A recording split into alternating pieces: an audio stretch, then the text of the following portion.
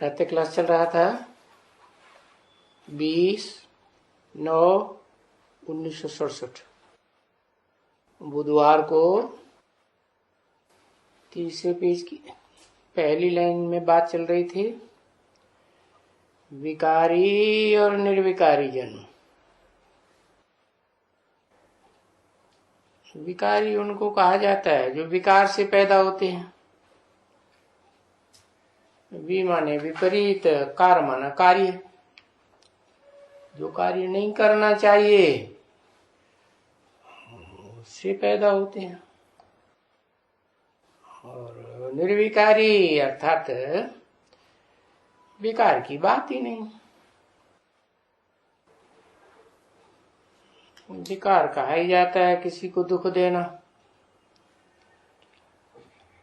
और ये हिंदी अक्षर है और उसमें फिर भाई ये विशियस और वॉइसलेस की बात है। विशियस विषय से भरे हुए और वॉइसलेस माने निर्विकारी।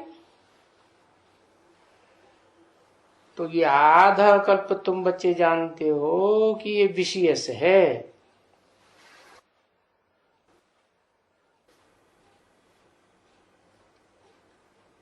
और आधा कल्प निर्विकारी है। जिन्हें देवताएं कहा जाता है निर्विकारी है तो पूजे जाते हैं। पूजा तो पवित्र की होती है। और जब विशियस हैं तो वॉइसलेस तो नहीं कहेंगे, क्योंकि रावण राज्य है ना। फिर जब वहां वॉइसलेस है, निर्विकारी है, स्वर्ग में देखो गाता है ना विकारी है, तो निर्विकारियों की महिमा करते हैं, पूजन करते हैं। तो निर्विकारी माना ही वॉइसलेस, कोई भी विकार नहीं।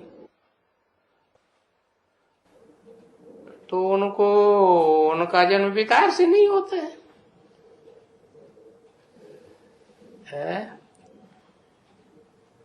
जो विपरीत कार्य कहा गया श्रीमत के बरखिलाफ,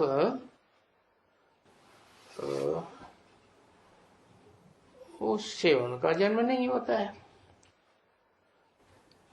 तो इस तरह बिल्कुल बाप ने सिद्ध करके समझाया कि वहां स्वर्ग में विकार होता ही नहीं। क्यों नहीं होता है? क्योंकि वहां राम राज्य कहा जाता है, वहां रावण राज्य होता ही नहीं। रावण माना ही 10 सिरों का राज्य। दुनिया में रावण राज्य में रावण के 10 मुख दिखाए जाते हैं ना। तो मुख्य मुख्य 10 धर्म हैं, अपनी अपनी धारणाएं हैं। उनको कहते हैं 5 विकार वाला रावण। और फिर उनकी सहयोगी नहीं दिखाते हैं मंदोदरी। उदर माने बुद्ध रूपी पेट, मंद बुद्धि है, क्योंकि 5 तत्वों का संघात है ना, जिसे देहभान कहते हैं। इसीलिए उन रावण को और मंदोदरी को भ्रष्टाचारी कहा जाता है, और इन देवताओं को श्रेष्ठाचारी कहा जाता है। देखो, निराकारी, क्योंकि देवताएं निराकारी स्थिति में रहते हैं ना, माना आत्मिक स्थिति में रहते हैं, आत्मा निराकारी होती है ना, तो कहेंगे ये निर्विकारी और श्रेष्ठाचारी। फिर अभी इस समय में रावण राज्य में कहेंगे भ्रष्टाचारी। आचार्य का मतलब ही आचरण करने वाले। कैसा आचरण करने वाले? भ्रष्ट इंद्रियों से भ्रष्ट आचरण करने वाले।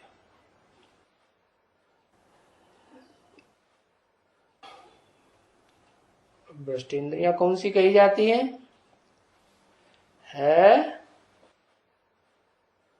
ये भ्रष्ट इंद्रिय जो कही जाती है वो तो मंदिर में पूजी भी जाती है?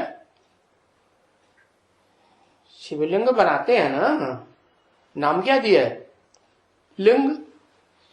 तो लिंग की सुमार भ्रष्ट इंद्रिय में होती है ना, तो फिर उनकी पूजा क्यों होती है?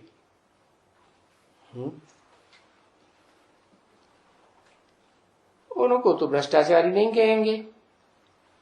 पूजा होती है माना श्रेष्ठाचारी है, और सबसे जास्ती पूजा होती है माना सबसे बड़े देवता है। कहते ही है देवदेव महादेव, तो वो तो सबसे जास्ती श्रेष्ठाचारी हुए। तो मूल हुआ विकार, विपरीत कार्य। क्या विपरीत कार्य? अनुकूल कार्य क्या? किसी को दुख देना विपरीत कार्य, और दुख न देना, सिर्फ सुख देना तो अनुकूल कार्य। सुख का भाव, दुख देने का भाव। तो अभी ये भ्रष्टाचार को, भ्रष्टाचारी बंद कैसे करें?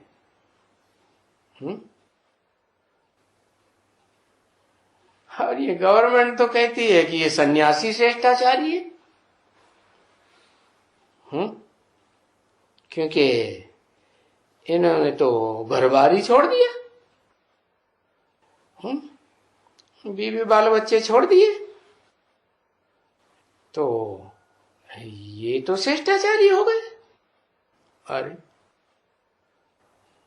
घर बार छोड़ देने से, इंद्रियों का भ्रष्ट आचरण छोड़ देने से क्या मन पवित्र हो जाता है? मन में गंदे संकल्प नहीं चलते, विकारी संकल्प तो चलते हैं ना। गीता में तो लिखा हुआ है, और सन्यासी गीता पढ़ कर भी सुनाते हैं। उसमें तो श्लोक में साफ लिखा हुआ है, नहीं असन्यस्त संकल्पो योगी भवति कश्चन। जिसने संकल्पों का त्याग नहीं किया है वो योगी कैसे हो सकता है? और ये तो फिर भ्रष्ट इंद्रियों का संकल्प भी करते हैं। तो समझ में आया अब शिष्टाचार क्या है?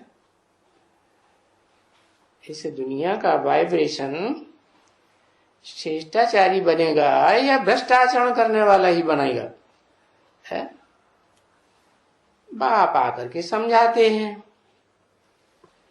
क्या कि ये भ्रष्टाचरण क्या होता है और श्रेष्ठ आचरण क्या होता है, भ्रष्ट भाव क्या होता है और श्रेष्ठ भाव क्या होता है।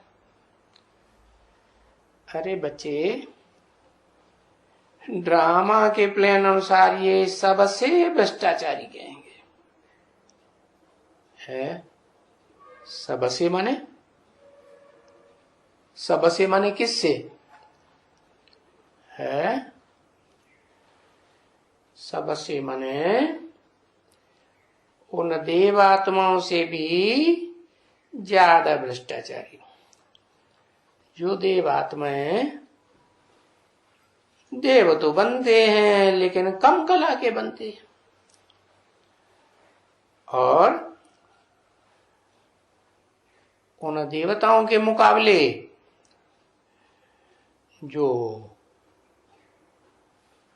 क्योंकि देवताएं जो भ्रष्ट आचरण में कन्वर्ट होते हैं, दूसरे धर्म में कन्वर्ट हो जाते हैं, उनको भी तो भ्रष्टाचारी कहेंगे। क्यों? है क्योंकि कन्वर्ट हो गए, प्रभाव में आ गए। भले सन्यासी हैं, पवित्र रहते हैं, इंद्रियों से पवित्र रहते हैं, तो जो इंद्रियों से अपवित्र बनते हैं वो इनको माथा झुकावे।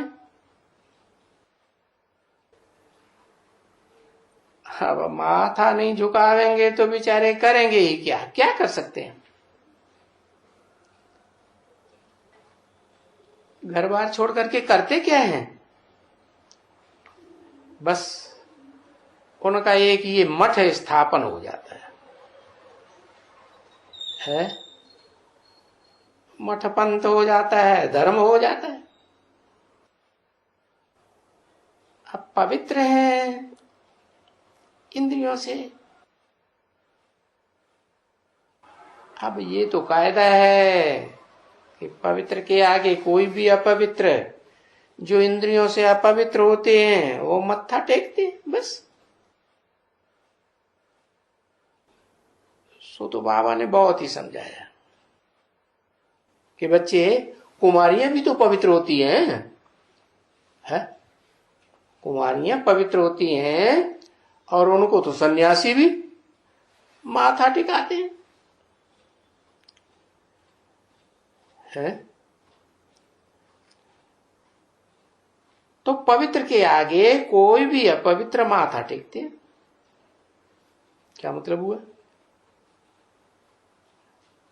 कन्याओं को कुछ अनुभव ही नहीं है विकार का, तो उनके अंदर संकल्प भी विकार के नहीं चलते, तो संकल्प से भी पवित्र हो गई ना, इसलिए फिर सन्यासी भी माथा झुकाते।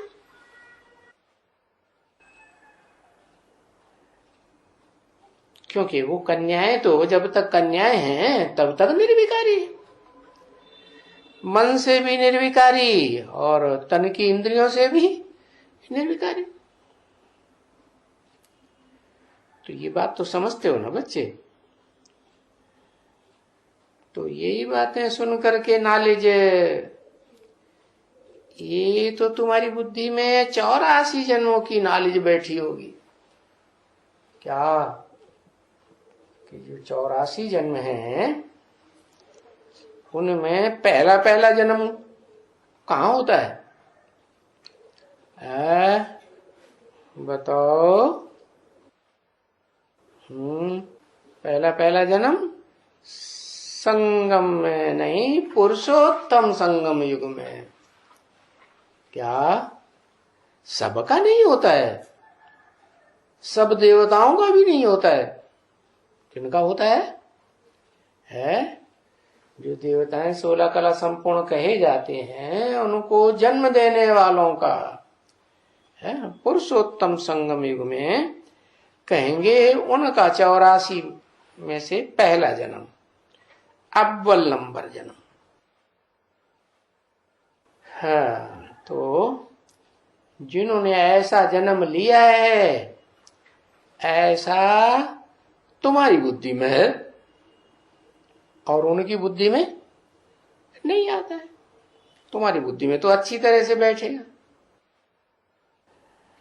है ऐसे नहीं कि बुढ़ियों को नहीं बैठेगा, हाँ वो बुढ़ियों को भी बैठी होगी कि हमारा 84 जन्म पूरा हुआ। वरना ये नहीं समझना कि बुढ़ियां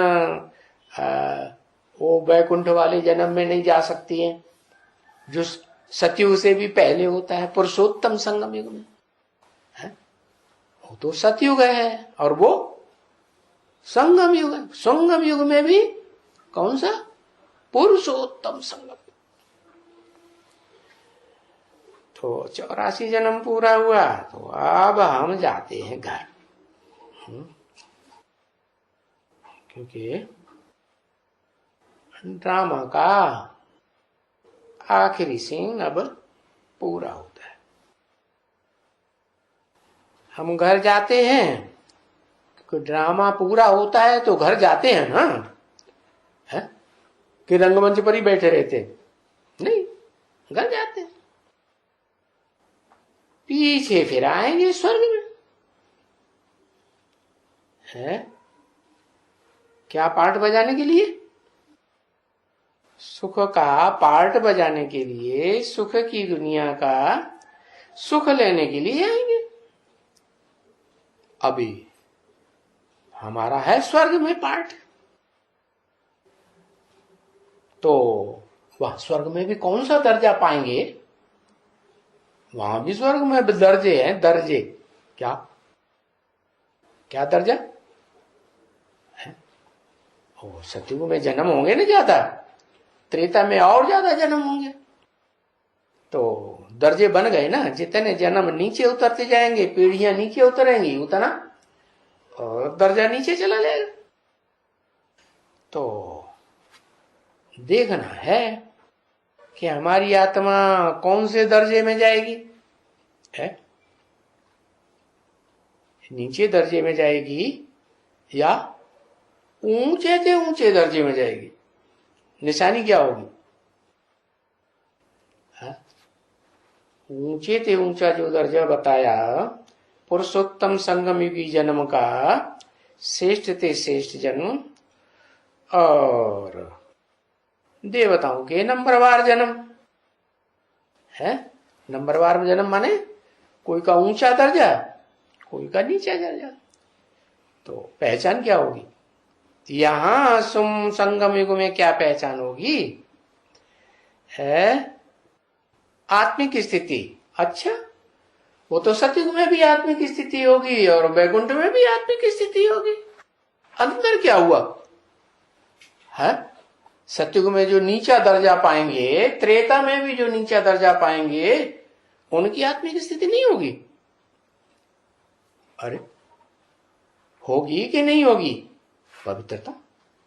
अरे जो नीचा दर्जा पाएंगे वो भी पवित्र रहेंगे। नष्टो मोह। अरे स्वर्ग में तो चाहे नीचा दर्जा पाने वाले हो, चाहे ऊंचा दर्जा पाने वाले, सब नष्टो मोह होते हैं। ज्ञान। अच्छा, तो सतयुग में नीचा ऊंचा दर्जा पाने वाले होते हैं ना, है उनमें ज्ञान नहीं होता है। क्या ज्ञान नहीं होता है? ज्ञान का सार होता है कि नहीं? जब मक्खन होता है तो और तो दूध की क्या जरूरत है? मक्खन तो और जल्दी ही पचेगा ना। पहचान नहीं होती। किसकी पहचान है? सतयुग के पहले जन्म में जो ऊंचा दर्जा पाएगा सतयुग में, और सतयुग के आखिरी जन्म में जो नीचा दर्जा पाएगा, उनको पहचान नहीं होगी है? होगी कि नहीं होगी? जैसे को याद करेंगे वैसे बनेंगे। वो तो आत्मा को याद करते हैं सतयुग में, त्रेता में भी आत्मा को याद करते हैं। नीचे ऊंचे कैसे बनेंगे? उसकी निशानी संगम युग में क्या देखने में आती है? क्या निशानी देखने में आती है? लो, ये किसी को पता ही नहीं। अरे जो बाप को पहचान करके और फिर भाग जाते हैं, दूसरे दूसरे ग्रुप में चले जाते हैं, तो कन्वर्ट हो गए ना, तो नीचा दर्जा हो गया कि ऊंचा दर्जा हुआ है? नीचे दर्जे में चले गए। तो ये भागंती वाले सारे नीचे दर्जे में हो गए। सत्युग के पहले जन्म में जो आएंगे उनको क्या कहेंगे? है? उनका नीचा दर्जा कहेंगे। स्वर्ग वालों में रहने वालों में नीचा दर्जा होगा, या स्वर्ग में तो आएंगे लेकिन ऊंचे दर्जे में ही आएंगे, नीचे नहीं जाएंगे। नीचे जाएंगे अगले जन्मों में, लेकिन पहले जन्म में जो आते हैं उनकी निशानी क्या होगी? है? अरे कुछ निशानी होगी कि नहीं होगी? है? ज्ञान। ज्ञान क्या? ज्ञान नहीं होगा? होगा। पहले जन्म में आने वालों में ज्ञान होता है। सत्युग के पहले जन्म में ज्ञान होता है? होता है क्या? बस मैं आत्मा ज्योति में, तो सब नीचे उतरेंगे उनको भी ज्ञान होता है। जो नीचे दर्जे में जाएंगे उनको ज्ञान नहीं होता है कि मैं आत्मा हूं। फिर सत्युग वालों में और यहाँ वालों में, जो यहाँ हैं सब तरह के हैं। यहाँ तो संगम युग में तो सब तरह के 9 कुरियों के ब्राह्मण हैं। जो 9 कुरियों के ब्राह्मण हैं वो 9 धर्मों में कन्वर्ट होते हैं। नंबरवार कुरियां हैं जो नंबरवार धर्म भी आते हैं, तो नंबरवार ही कन्वर्ट होंगे ना। तो जो पहले दर्जे में सतयुग में आता है, चलो है संगम पुरुषोत्तम संगम युग में शरीर से नहीं आता है। उसकी आत्मा प्रैक्टिकल अपने शरीर से पार्ट नहीं बजाती है। फिर भी सतयुग में तो आते हैं ना पहले जन्म में। 16 कला संपूर्ण तो बनते हैं। दर्जा सतयुग में नीचा तो नहीं कहेंगे, ऊंचाई कहेंगे। तो उनकी निशानी संगम में क्या होगी? है उनकी निशानी बाप से प्यार होगा। बाप को पहचानते हैं वो। सतयुग में आने वाले ब्रह्मा बाबा जो कृष्ण का जन्म लेंगे, है राधा जो सतयुग में पहले जन्म में जन्म लेगी, ओम राधे, वो बाप को पहचानते? अरे हैं?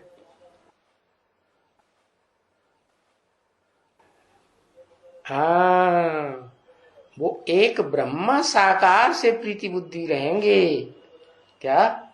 और जो नीचे उतरने वाले हैं, कम कला के ब्राह्मण हैं, उनसे प्रीति बुद्धि उनकी नहीं होगी। अंदर से समझते होंगे क्या कि ये नीची कुरी में जाने वाले हैं। बाकी बाहर से कोई डिसरिगार्ड करने की बात नहीं है। तो वो तो है हर एक के पुरुषार्थ के ऊपर है। क्या पुरुषार्थ? कितना व्यभिचारी और कितना अव्यभिचारी। बाबा बहुत समझाते हैं, है? क्योंकि नहीं समझावेंगे और एकदम नीचे उतर पड़ेंगे तो हार्ट फेल हो जाएगा। कई बच्चियां कहती हैं, बाबा मैं पढ़ी लिखी नहीं हूं, है इसलिए मेरे मुख से कुछ ज्ञान निकलता नहीं है। कुछ भी ज्ञान नहीं निकलता है। अभी ऐसे तो कभी कोई होता ही नहीं है? वो जो गूंगे होते हैं ना, है? तो वो गूंगे तो म्याऊं म्याऊं म्याऊं म्याऊं करते रहेंगे ना, है? मुख से उनके वो कुछ निकलेगा नहीं। चलो मुख से कुछ ना निकले, है? तो ये तो कोई बात हो नहीं सकती है क्या कि मुख से कुछ नहीं निकले फिर कुछ भी नहीं समझे। अरे मुख से नहीं निकल सकता है तो इशारे से समझाया सो सकता है। समझा ना? तो मुख तो जरूर चलेगा, खाना खाएगा ना तो मुख चलेगा, खाना खाएगा तो भी चलेगा, ऐसे ऐसे खाएगा, जरूर खाएगा, मुख तो चलता है ना बच्चे। सिर्फ कहती है कि हमारी वाणी नहीं चलती है। अरे ये तो कभी हो ही नहीं सकता है, कुछ भी मुझे बोल न सके है? अरे जब उसकी वाणी गूंगा है तो कैसे वाणी चलेगी? हाँ, तो बाबा ने बिल्कुल सिंपल बताया कि ये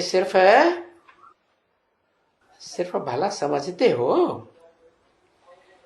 अच्छा चलो नहीं बोल सकते हो तो कहते हैं ना बोलते हैं तो मौनी होकर के रहते हैं। और दुनिया में ऐसे भी तो बाबा होते हैं मौनी होकर रहते हैं, है? कहते हैं मौन रहेंगे तो किसी को कुछ उल्टा पलटा बोलेंगे नहीं, हम अपनी तरफ से अशांति फैलाने के निमित्त नहीं बनेंगे। तो ये भी एक रास्ता है शांति का। ऐसे कहते हैं ना, अच्छा तुम कुछ भी मत बोलो, सबसे अच्छी चुप। बहुत बहुत ऐसे सन्यासी हैं, बहुत साधु हैं, मुसलमान हैं, बहुत होते हैं।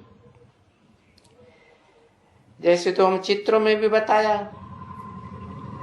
है कि क्राइस्ट भी ऐसा करके बताते हैं।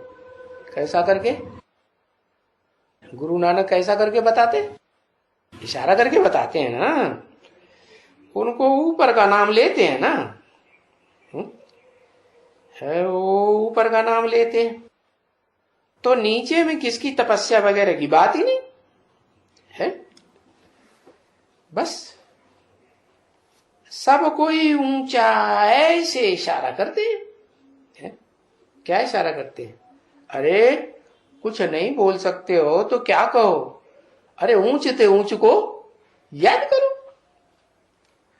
तो अभी तुम समझा ना, जो ऊंच ते ऊंच जो भी है दुख हरता सुख करता, बस वो ही है एक दाता।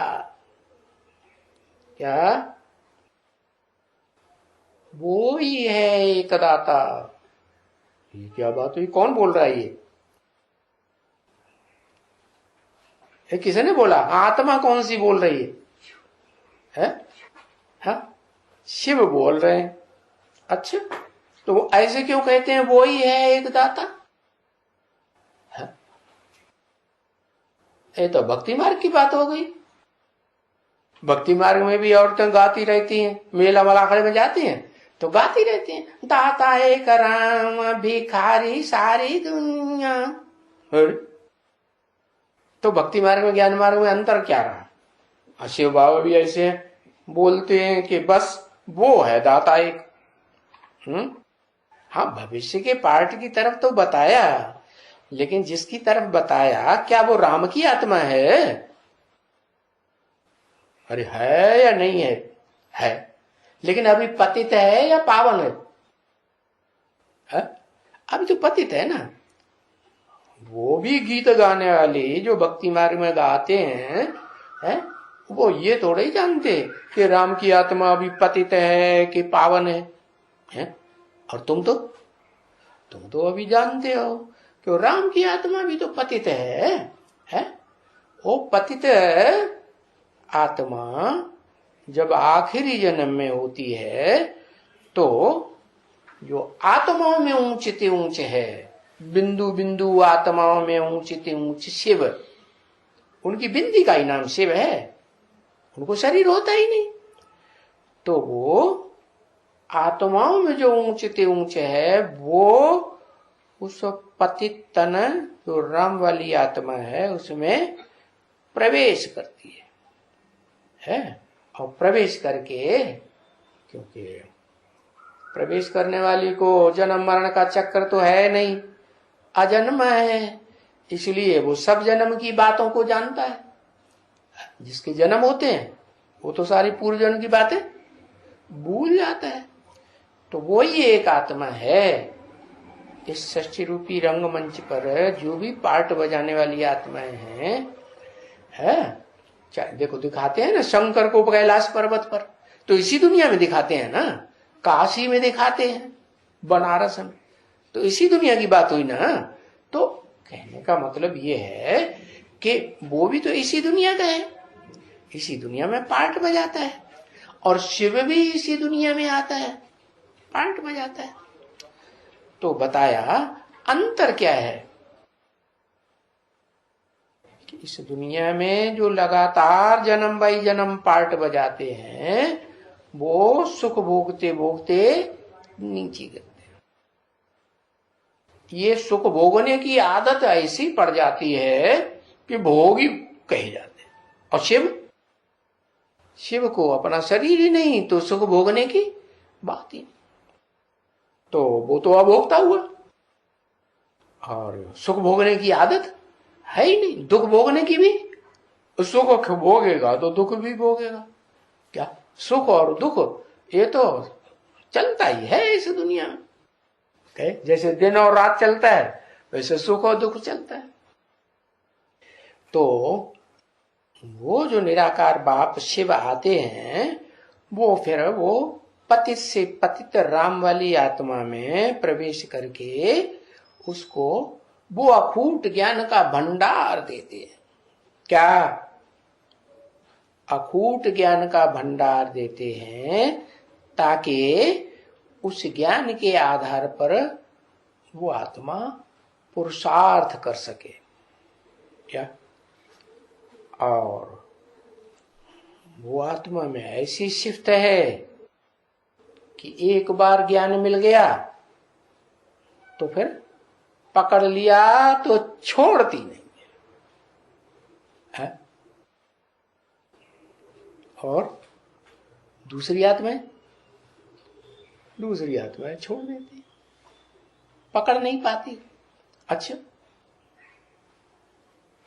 चलो, उसमें तो शिव बाप पहले प्रवेश करते हैं, इसलिए पहली माता हो गई शिव बाबा की बीज डालने के लिए। बाप जो है वो माता में बीज डालता है ना, तो शिव बाप ने आके ज्ञान का बीज डाला, वो परम ब्रह्म हो गया। परम माने बड़ा ब्रह्म। अच्छा, ब्रह्मा को तो 4 मुख और दिखाए जाते हैं, तो वो 4 मुख वाले जो ब्रह्म हैं वो क्या उनमें भी तो प्रवेश होता है शिव का? है ब्रह्मा के मुख से वेदवाणी सुनाते हैं ना, तो वो वेदवाणी जो है और जो ज्ञान है वो तो सारा वेदों में बताते तो हैं, लेकिन उसका एक्सप्लेनेशन किसी को पता नहीं है, और ब्रह्मा को भी पता नहीं। जो 4 मुख दिखाए जाते हैं उनमें से किसी को पता नहीं है किस बात का, कि इस सृष्टि पर वो कौन है जो आदि से लेकर के अंत तक ज्ञान को शिव बाप आकर के जो ज्ञान देते हैं उसको पकड़ के रहता है। भले पत्थर बुद्धि है लेकिन छोड़ देता है ज्ञान को, है छोड़ता नहीं। तो इससे क्या साबित हुआ है कि एक को पकड़ना अच्छा है या दूसरों का आधार लेना अच्छा है? एक को पकड़ना अच्छा है। तो और जो ब्रह्मा के मुख हैं, 4 मुख हैं ना, नंबरवार ही होंगे, तो क्या वो एक को पकड़ के रखते हैं? वो आत्मा है पहचानती ही नहीं। जब पहचान ही नहीं पाती, क्योंकि जो मुख्य मुख है 4 मुखों में से कौन, जिसके मुख से वेदवाणी निकलती है, जिसे हम बच्चे मुरली कहते हैं, जैसे भक्ति मार्ग वाले कहते हैं ना, भगवान ने आकर के गीता ज्ञान सुनाया, वो गीता ज्ञान कृष्ण के द्वारा समझते हैं। अब वो ये नहीं जानते हैं कि वो सतयुग के आदि वाली कृष्ण वाली आत्मा वो ही अभी संगम युग में ब्रह्मा का पार्ट बजाती है, 4 भुजाओं में से मुख्य पार्टधारी है। क्या? क्यों मुख्य पार्टधारी है? मुख्य कैसे हो गया? क्योंकि भले शिव के ऊपर विश्वास नहीं है, शिव के प्रैक्टिकल पार्ट को नहीं पहचानता कि मुकर्रर पार्टधारी कौन है, लेकिन ड्रामा पर पक्का निश्चय। अच्छा, तो कल्याणकारी को पकड़ लिया कि नहीं? ड्रामा भी कल्याणकारी है, और शिव बाबा भी कल्याणकारी, शिव बाप भी कल्याणकारी। तो एक को पकड़ लिया, तो जब बुद्धि ने एक को पकड़ लिया तो वो मन बुद्धि रूपी आत्मा का कल्याण होगा या नहीं होगा? जरूर होगा। तो शरीर रहते रहते तो नहीं हुआ, हुआ शरीर तो छूट जाता है। ये शरीर छूट जाता है। मान लो कोई गीता ज्ञान ले रहा है और शरीर नहीं छूटा। ऐसे भी कोई 4 मुखों वालों में से कोई ब्रह्मा नामधारी होंगे या नहीं होंगे? है? होंगे, है? जरूर होंगे। तो जो इनका शरीर नहीं छूटता है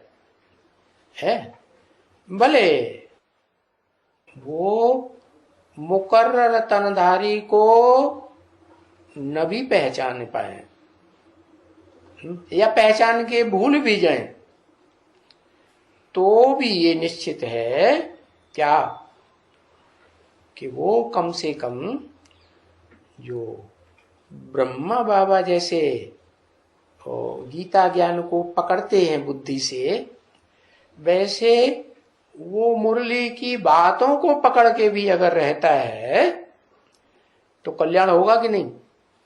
कल्याण हो। तो वो आत्माएं भी कौन? ब्रह्मा के वो 2 मुख जो भले प्रैक्टिकल मुकर्रर रथधारी परम ब्रह्म को पकड़ के नहीं रख पाते, पहचान नहीं पाते, या पहचानते भी हैं कहीं बीच में, कहीं अच्छा पवित्रता का पुरुषार्थ किया। क्या ब्रह्मा मुखधारियों में कोई ऐसी भी तो कन्या हो सकती है जो पवित्रता का पक्का पुरुषार्थ करे, कभी इंद्रियों से नीचे ऊपर ना हो, बेविचारी ना बने। तो ये ज्ञान का मुख्य ध्येय क्या है? पवित्रता। पवित्रता के आधार पर उसका अपना पार्ट जल्दी खुल जाता है। इसलिए बाबा ने बोला था क्या, इन लक्ष्मी नारायण का जन्म कब हुआ? आज से 10 वर्ष कम 5000 वर्ष हुआ, माने सन 76 में आता है। तो सन 76 में वो आत्मा भी जो भले मुकर्रर रथधारी तो नहीं है, लेकिन मुकर्रर रथधारी न होते हुए भी जो ज्ञान का लक्ष्य है पवित्र बनना है, चलो मन बुद्धि से पवित्र न भी बने है, श्रेष्ठ इंद्रियों से पवित्र न भी बन पाए, क्योंकि आंखें हैं ना, तो आंखों से देखेंगे किसी को और लगातार देखेंगे तो संग का रंग लगेगा कि नहीं है?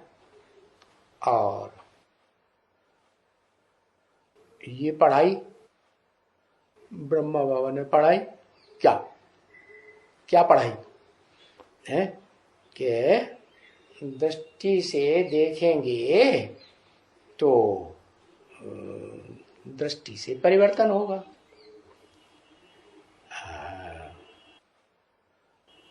उन्होंने समझ लिया मेरे अंदर शिव बाप आते हैं, हाँ तो शिव बाप की दृष्टि से जरूर पवित्र बनेंगे। ये नहीं समझा कि ये जो दृष्टि है उसका भी संग का रंग लगता है, क्योंकि शिव बाप तो कहते हैं कि बैल पर सवारी हमेशा होती है। क्या है? होती है नहीं, वो तो बीच बीच में वाणी चलाने के लिए आते हैं और चले जाते। तो ब्रह्मा इस बात को भूल जाते, और वो जो दृष्टि देने की प्रक्रिया है, जैसा काम बड़े करेंगे ब्राह्मणों की दुनिया में, तो ब्रह्मा को देख करके और छोटों ने भी ऐसा ही करना शुरू कर दिया। ये नहीं समझा कि ये आंखों से भी विचार होता है कि नहीं, कुछ न कुछ संग का रंग जरूर लगता है। संग का रंग न लगे ऐसा तो सिर्फ एक ही आत्मा है। कौन? शिव है। आत्माओं में ऊंचते ऊंच पार्टदार, क्योंकि संगम युग में पार्ट तो बजाता है, अपना शरीर नहीं है तो दूसरे शरीर के द्वारा पार्ट बजाता है। लेकिन जो क्या शिव के अलावा कोई दूसरी आत्मा नहीं है? जो संग का रंग संग करे लेकिन उसको रंग न लगे। हाँ, कहेंगे शिव बाबा शिव समान बन जाता है, क्योंकि शिव तो बाप है ना, शिव आत्माओं का बाप है, और वो बाबा तो नहीं है, लेकिन किसी शरीर में प्रवेश करता है तो उसे बाबा कहा जाता है। तो जिस शरीर में प्रवेश करता है उसमें संकरण हो गया दो आत्माओं का, तो उसे शंकर कहा जाता है।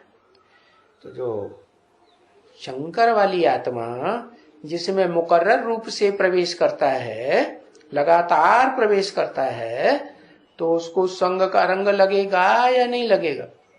है? कब लगेगा? जब याद करेगा तब लगेगा, कि याद न करे तो भी लगेगा? है? क्योंकि याद की अवस्था ज्ञान लेने के तुरंत बाद तो इतनी नहीं हो जाती कि 24 घंटा याद बना रहे। है? मन तो भागता है ना इधर उधर, नहीं भागता? तो मन को कंट्रोल करने के लिए और याद लगातार एक की बनी रहे, उसके लिए क्या करना होता है? अभ्यास करना होता है? बार बार अभ्यास है। जैसे साइकिल पे चढ़ने वाला एक बार गिरा, दो बार गिरा, चार बार, उसने पक्का ही कर लिया हम तो साइकिल चलाना सीखेंगे ही, तो क्या कहेंगे? हार गया? नहीं, हारिए ने हिम्मत, विसारिए न राम, ये तो भक्ति मार्ग में भी कहते हैं। हिम्मते बच्चे मदद बाप। शिव बाबा भी यही बात कहते हैं। तो हिम्मत मरते दम तक न छोड़े। क्या? जैसे शिवाजी का क्या कहना था? क्या कहते थे? देयम वा पातयामि कार्यम वा साधयम। या तो हम काम पूरा करके छोड़ेंगे, या तो भले शरीर छूट जाए कोई हर्जा नहीं, अगले जन्म में काम करेंगे। क्योंकि पक्का विश्वास निश्चय लेकर के शरीर छोड़ेंगे ना, तो अंतमते सुगति होगी। तो यही बात है कि और जो ब्रह्मा नामधारी हैं वो मुकर्रर रथ को न पहचान पाने के कारण उनको कठिन हो जाता है। क्या? पुरुषार्थ करना। क्या पुरुषार्थ करना कठिन हो जाता है? याद करना है। क्योंकि जन्म जन्मांतर की आदत पड़ी हुई है साकार को याद करने की, साकार से संबंध जोड़ने की, साकार से सुख लेने की, स्वर्ग में भी और नरक की दुनिया में भी। सुखधाम में भी ऐसे ही, दुखधाम में भी ऐसे ही। तो जन्म जन्मांतर का अभ्यास होने के कारण वो आत्माएं जो हैं वो मजबूर है, उन्हें साकार तो चाहिए, लेकिन साकार को पहचान नहीं पाती जिसमें निराकार प्रवेश करता है निरंतर मुकर्रर रूप से। ज्ञान पूरा कहें या अधूरा कहें? क्या कहें? ज्ञान अधूरा हुआ ना, क्योंकि अगर निराकार बाप इस सृष्टि पर आकर के साकार बनेगा ही नहीं तो ज्ञान कैसे सुनाएगा? भले मुसलमान लोग कहते हैं अल्लाह मियाँ ने ये फरमाया, अल्लाह मियाँ ने वो फरमाया, अरे अल्लाह मियाँ को निराकार बताते हो तो बिना मुख के फरमाएगा कैसे? और कुछ फरमाएगा तो तुम्हारी बात सुनेगा कैसे? फरमाएगा तो किसी को देख के फरमाएगा ना, तो देखेगा कैसे? तो ये बात तो ये जो 4 विशेष पुरुषार्थी है, ब्रह्मा के 4 मुख दिखाए जाते हैं, है ना, उनमें से किसी की बुद्धि में ये बात फिट नहीं बैठती, इसलिए वो नंबरवार बन जाते हैं। हाँ, अगर ज्ञान के लक्ष्य को पकड़ लिया, क्या जैसे सन्यासी पकड़ लेते हैं, क्या लक्ष्य? भाई पवित्र रहना है। तो अगर इंद्रियों से पवित्र रहेंगे तो उनकी मान्यता तो जरूर हो जाती है। तो पवित्र रहने वाले को प्रेफरेंस मिलेगा या नहीं मिलेगा? शिव बाप से है प्रेफरेंस मिलेगा। शिव बाप से कैसे प्रेफरेंस मिलेगा?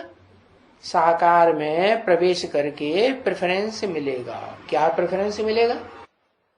तो पवित्रता के लिए जिसने जास्ती पुरुषार्थ किया है वो भले लास्ट में भी आए, है क्या, वो ज्ञानामृत लेने के लिए, ज्ञानामृत पीने के लिए है, लेकिन फिर भी फास्ट चला जाता, अव्वल नंबर में आ जाता। तो भक्ति मार्ग में भी दाता और इस समय में भी दाता। क्या कहा? भक्ति मार्ग में दाता, भक्ति मार्ग में जिसे दाता कहते हैं और ज्ञान मार्ग में भी दाता कहते हैं। दाता एक, तो एक का मतलब क्या हुआ? बिंदी। अगर कहें एक बिंदी से प्राप्ति करनी है तो पहचानेंगे? बिंदी को पहचाने नहीं, जरूर उस बिंदी को, सुप्रीम सोल बाप शिव को, जिसकी बिंदी का ही नाम शिव है, जरूर किसी मुकर्रर रथ में प्रवेश करना पड़ेगा। तो फिर वानप्रस्थ में वाणी से परे स्थान में शांत, तो जो वानप्रस्थ हो जाते हैं, वाणी चलाना बंद कर देते हैं, मौनी बाबा हो जाते हैं, उनको भी तो शांति तो चाहिए ना। क्या उनको लगातार शांति मिल जाती है? किनको? सन्यासियों को लगातार शांति मिल जाती है जो मौनी बाबा होके रहते हैं? नहीं मिलती। तो जैसे तुम बच्चों को शांति धाम में जाके शांत रहना होता है, कौन सी शांति धाम में जाके शांत रहना होता है? जो बाप आते हैं, शिव बाप, वो कहाँ के वासी हैं? वो तो है ही शांति धाम के वासी। सदा काल शांति के धाम के वासी हैं या अल्पकाल की शांति का वासी है? सदा काल शांति के वासी। तो सदा काल शांति का वासी इस दुनिया में भी आता है, पतित दुनिया में, पतित शरीर में है, अशांत शरीरधारी में आता है कि शांत में आता है, अशांत शरीरधारी में आता है तो भी शांत में रहता है या अशांत होता है? शांत रहता है? तो जिसमें आता है, जिस शरीर रूपी घर में, वो घर उसका शांति धाम हुआ या नहीं हुआ है? और जब वो शांति धाम हुआ तो उसके लिए तो शांति धाम है, परमानेंट रहेगा तो भी शांति धाम है। लेकिन औरों के लिए शांति धाम है कि अशांत कर देता होगा? क्यों? है? अरे बताओ, शांत कर देता है कि अशांत कर देता है? दोनों काम कर देता है, शांत भी कर देता है, अशांत भी कर देता है। वाह भाई, तो फायदा क्या हुआ? आधा शांत कर देता है, आधा अशांत कर देता है, जीरो बच गया है। चाहिए क्या? चाहिए लगातार की शांति चाहिए कि आधी शांति आधी अशांति चाहिए? लगातार की शांति चाहिए। तो वो कैसे मिलेगी, कब मिलेगी है? क्या करेंगे? वो तब मिलेगी जब जिस शरीरधारी में प्रवेश करके शिव बाप ने अपना घर बनाया शांति धाम, वो स्वयं उस शांति धाम का अनुभव करे शरीरधारी।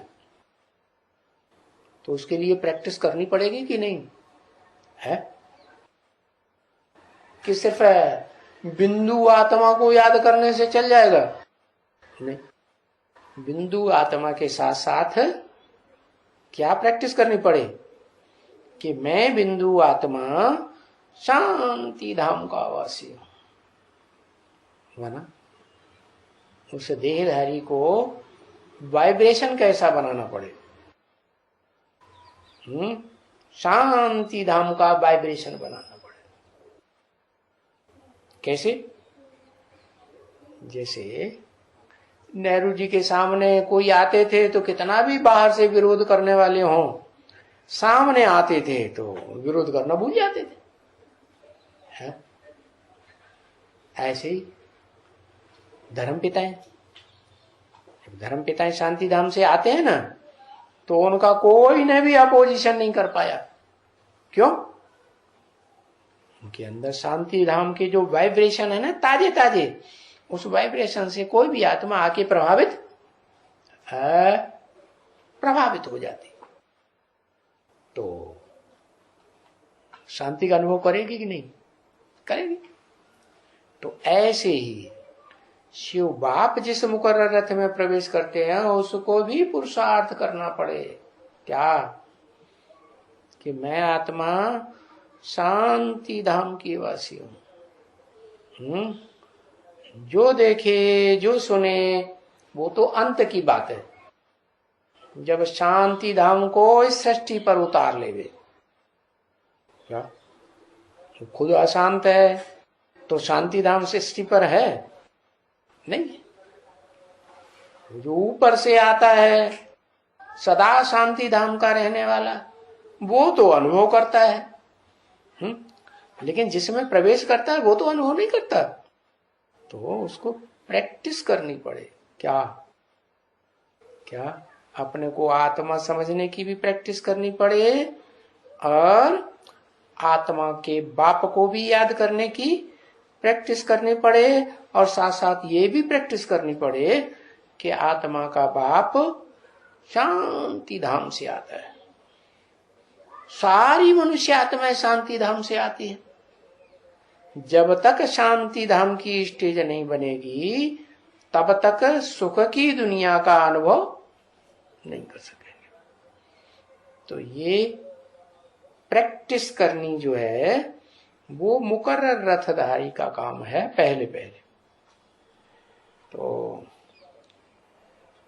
बताया, बच्चों को तो मालूम है नंबरवार कि हम शांति धाम में जाके रहते हैं पहले पहले कि बाद में। जो बाप के बच्चे हैं डायरेक्ट सन्मुख बैठने वाले, वो पहले पहले शांति धाम जाएंगे, शांति धाम का अनुभव करेंगे कि बाद में करेंगे? पहले पहले करेंगे। तो ऐसी स्टेज बनानी पड़े ना। तो कोई पार्ट तो नहीं बजाते हैं ना, है? कौन सा पार्ट? शांति धाम में। शांति धाम में कोई पार्ट बजाते हैं? नहीं। फिर क्या? फिर क्या करते हैं? आत्माएं वहां क्या करती? शांत होके रहती है। दुनिया में एटम बम फटे हैं, दुनिया में जलमयी हो जाए, कुछ भी हो जाए, लेकिन वो शांत है। तो सब एक जैसे होंगे, नंबरवार होंगे? हाँ, सृष्टि को, परमधाम को इस सृष्टि पर उतारेंगे तभी तो शांत रहेंगे। तो उतारने के लिए भी प्रैक्टिस करनी पड़े ना, है? अरे भगवान को भी ऊपर से नीचे उतारने के लिए 2500 साल क्या किया? कुछ किया कि नहीं किया? है? भक्ति मार्ग में जाने अनजाने तो याद तो किया ना। तो चलो, बुलाने से नहीं आया लेकिन आता तो है। तो ऐसे ही जो परम धाम की स्टेज है उसका भी आवाहन करते रहेंगे तो वो स्टेज आ ही जाती है। बाकी ये अनुभव करने की बात है कि परम धाम की स्टेज में क्या अनुभव होता है? सुख का अनुभव होता है? सुख का अनुभव नहीं क्या? इसका मतलब सुख त्यागना पड़े। क्या कहा? अरे इंद्रियों से जो सुख भोगते हैं उस इंद्रियों के सुख को त्याग करना पड़े, या और लाओ और लाओ और लाओ और हो गए, चलेगा? प्रैक्टिस बढ़ेगी भोगने की कि प्रैक्टिस खत्म होगी? क्या होगी? बढ़ेगी। तो बढ़ेगी तो शांति धाम में देर से पहुंचेंगे कि जल्दी पहुंचेंगे? शांति धाम में देर से पहुंचेंगे। और शांति धाम में देर से पहुंचेंगे तो सुख की दुनिया में आने का नंबर पहले लगेगा कि बाद में लगेगा? बाद में। अरे तो बड़ा भारी मुसीबत की बात बता दी है? क्या सारा सुख छोड़ना पड़ेगा? है? चलो, कानों से कुछ बढ़िया बढ़िया सुनने को न मिले चलेगा, हम नहीं सुनेंगे गीत पीत, बाबा ने मना कर दिया, हम नहीं सुनेंगे। है? आंखों से सुंदर सुंदर सिनेमा देखना छोड़ दिया है? अच्छा लगता था ना, वो छोड़ दिया। बढ़िया बढ़िया सीनरी देखने की कोई वो भी इच्छा नहीं, चलो आंखों का भी छोड़ दिया है। अच्छा, हाथों से बढ़िया बढ़िया चीज स्पर्श करें, अरे बड़ी अच्छी है क्या? हा हा हा, ये मखमल है, मखमल, यही कपड़ा पहनना चाहिए का? हाँ, रेशम है, रेशम। अच्छा, तो वो भी इच्छा छोड़ दो। बाबा कहते हैं 8 चकत्ती वाले कपड़े पहनो। अगर कपड़ा फट जाए, थोड़ा सा फट गया, मान लो बनियान है, थोड़ी यहां फट गई है, तो उसमें चकत्ती नहीं लगा सकते? लगा सकते हैं ना, चलेगी? तो नहीं।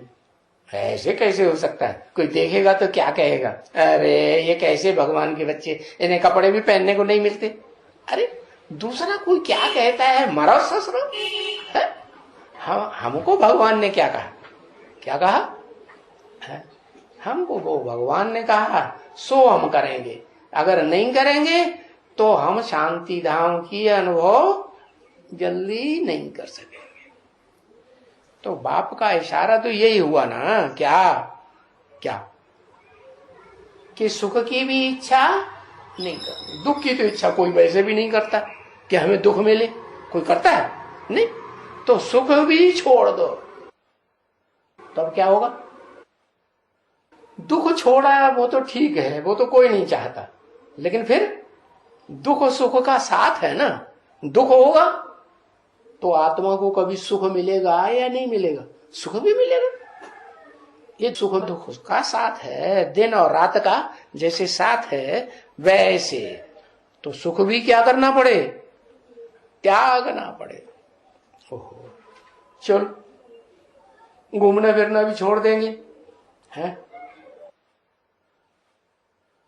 घूमना फिरना छोड़ेंगे थोड़ा ऐसे हो सकता है ना, जिस अंग से काम नहीं लेंगे वो सुन्न पड़ जाए तो चालू रखेंगे तो चलेगा ना। बूढ़े लोगों को भी क्या कहते हैं डॉक्टर, अरे चलते फिरते रहो, है कि बैठे जाओ एकदम एक जगह बैठे रहो, नहीं चलाते फिराते रहो। ये शरीर चालू मशीन है ना, मशीन को चलाते रहेंगे मोटर को तो जंग नहीं पकड़ेगी, नहीं तो जंग पकड़ जाएगी। अच्छा चलो वो भी हम सीमित कर देंगे, घूमना फिरना भी नहीं करेंगे। ओहो, लेकिन मुख को थोड़ा जिव्या, ये मुख का क्या करें। सन्यासी भले त्याग देते हैं, कहते हैं हमें कुछ नहीं चाहिए, जंगल में जाके रहते हैं, फल मूल कंद खाएंगे, है बढ़िया बढ़िया भोजन बना के नहीं खाएंगे, फिर उनसे रहा जाता है जंगल में, है रहा जाता है नहीं, क्या करते हैं जंगल छोड़ छोड़ कर सारे सन्यासी शहरों में घुस पड़े। शहरों में जाएंगे तो जो गृहस्थी लोगों के घर में चलो भीख मांग मांग के खा लेंगे, तो वो जो खाएंगे सोई तो हमको खिलाएंगे ना, तो बढ़िया बढ़िया माल बनाते हैं, हमको भी रोज रोज मिल जाएगा। एक घर में जाएंगे, दो घर में जाएंगे, बढ़िया बढ़िया तो मिलेगा ना। तो मुख का जो स्वाद है वो सन्यासी भी छोड़ नहीं पाते। अच्छा तो वो तो नहीं छोड़ पाते, लेकिन हम तो हद के सन्यासी हैं या बेहद के सन्यासी हैं? हम तो बेहद के सन्यासी, हद के बाप के बच्चे हैं कि बेहद के बाप के बच्चे हैं? हद के सन्यासियों को गुरु बनाया है या बेहद का जो सन्यासी है। इस दुनिया में पार्ट तो बजाता है, लेकिन सन्यासी कैसा है? बेहद का सन्यासी, उसे कोई इंद्रियों का सुख नहीं चाहिए। क्या बढ़िया बढ़िया मीठा मीठा खाने के लिए भी नहीं मिले तो कोई हर्जा नहीं, अरे नमकीन न मिले तो कोई हर्जा नहीं, चटाकेदार कोई बात। शिव बाबा को कोई दरकार है?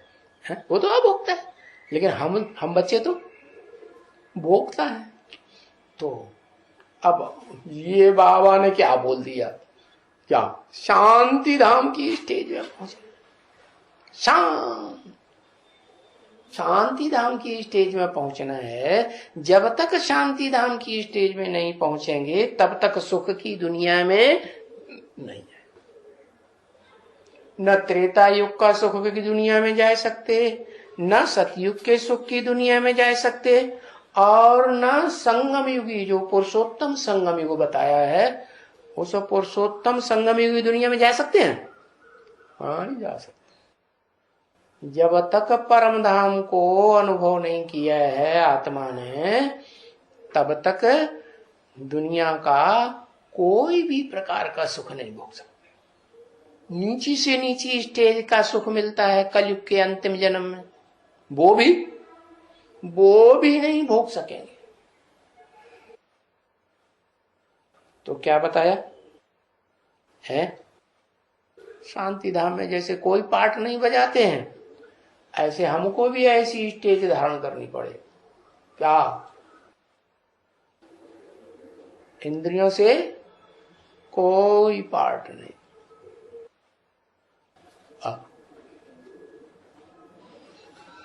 अब वो ब्रह्मा कुमार कुमारी तथाकथित कहते हैं नीची कुरियों वाले, क्या शंकर का तो कोई पार्ट नहीं, शंकर तो बेकार है। अरे सारा पार्ट तो हम बजाते हैं। अरे अब शंकर का कोई पार्ट नहीं है, इंद्रियों से ही पार्ट बजाया जाता है, तो अच्छा पार्टधारी हुआ या खराब पार्टधारी हुआ? अरे बताओ ना, है कैसा पार्टधारी हुआ? अच्छा हुआ? अच्छा तो अच्छी चीज तो शुरू आज से ही शुरू कर देना चाहिए। नहीं कर देना चाहिए। चल हो निकी, नीची कुरियों की ब्राह्मणों की बात छोड़ दो। अरे बाबा, हमको तो ऊंच से ऊंच कुरी का ब्राह्मण बताते हैं, सूर्यवंशी ब्राह्मण है? तो हमको तो पहले करना पड़े ना। करना पड़े, मानते हैं क्या? जैसे कौरव लोग कहते हैं क्या, कौरव लोग क्या कहते हैं? अरे ज्ञान सुना कि नहीं सुना? गीता ज्ञान सुना तो है, लेकिन जो गीता ज्ञान सुना उसको क्या करते थे? हैं? सुना तो चलो वो अच्छी बातें मान भी लेंगे, लेकिन प्रैक्टिकल में चलेंगे नहीं। और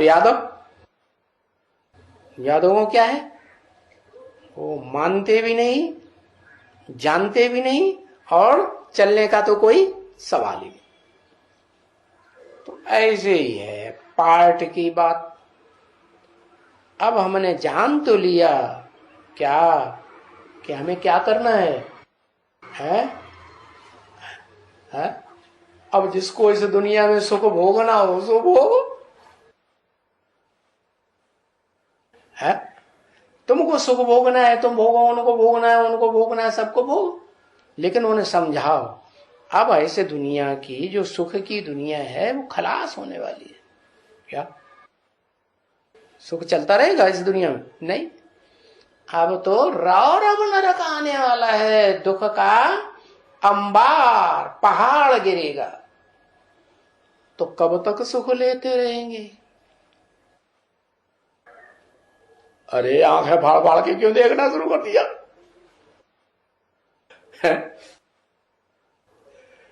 इससे तो अच्छा पहले से ही त्याग कर दे। अरे त्याग से कुछ फायदा होता है कि नहीं? क्या फायदा होता है? हाँ, भाग्य बनता है। क्या? जितना त्याग करेगा उतना भाग्यशाली बनेगा। क्या कहते हैं ना, भाग्यशाली रथ। भागीरथ नाम क्या दिया? रथ कैसा? बड़ा भाग्यशाली रथ। कैसा भाग्यशाली रथ? कि जो ऊंचे ऊंचे आत्मा शिव है, जिसको कहते हैं अंग्रेज लोग हेवनली गॉड फादर, हेवन का रास्ता बताने वाला। तो वो ऊंचे ऊंच सुप्रीम गॉड फादर, वो उस भाग्यशाली रथ में प्रवेश करके और ऊंचे ऊंचे भाग्य बनाने का रास्ता बता देते हैं। क्या? कैसे ऊंचे ऊंचे भाग्य बनेगा?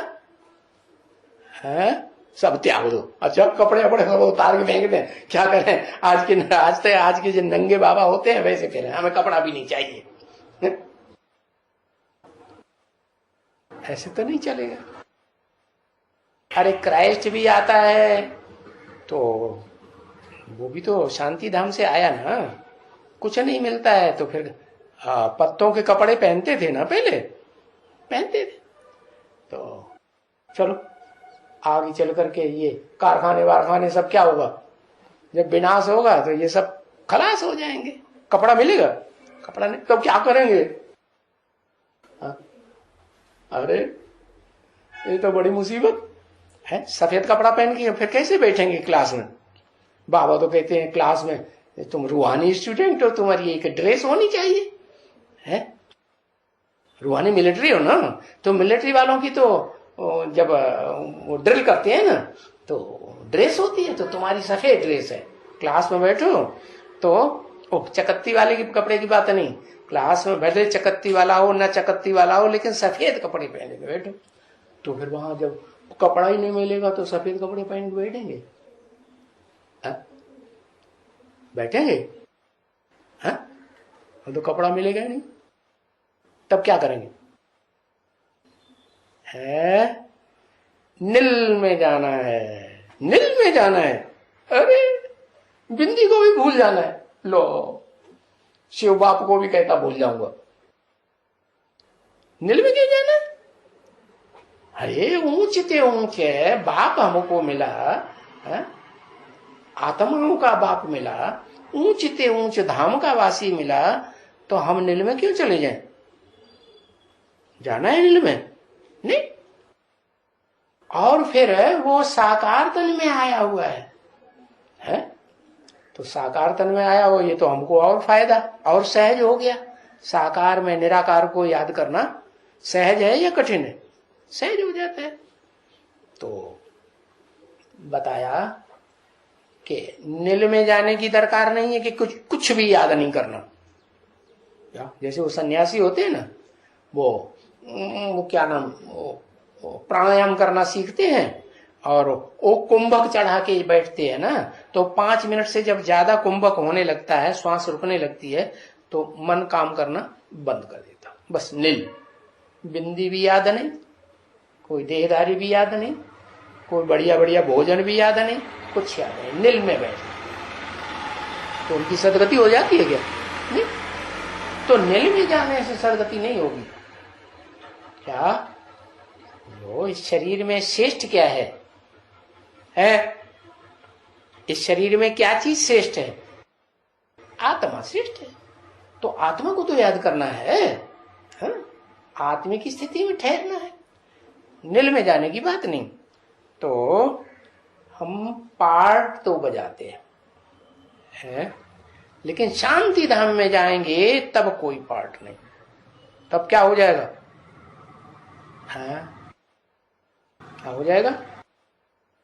आत्मा की स्थिति का अनुभव होगा, देहभानी रहेंगे, आत्माभिमानी रहेंगे। आत्माभिमान का अनुभव होगा कि हम आत्माभिमानी हैं, परम धाम में होगा, हम आत्मा है, ये अनुभव होगा। बोलो।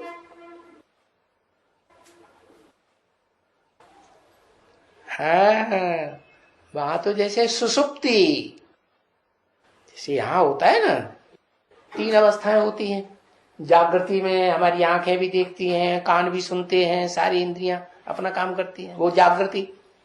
फिर सो जाते हैं, स्वप्न में चले जाते हैं, दुनिया घूमते रहते हैं। तो वो एक स्टेज है, सूक्ष्म स्टेज आत्मा की।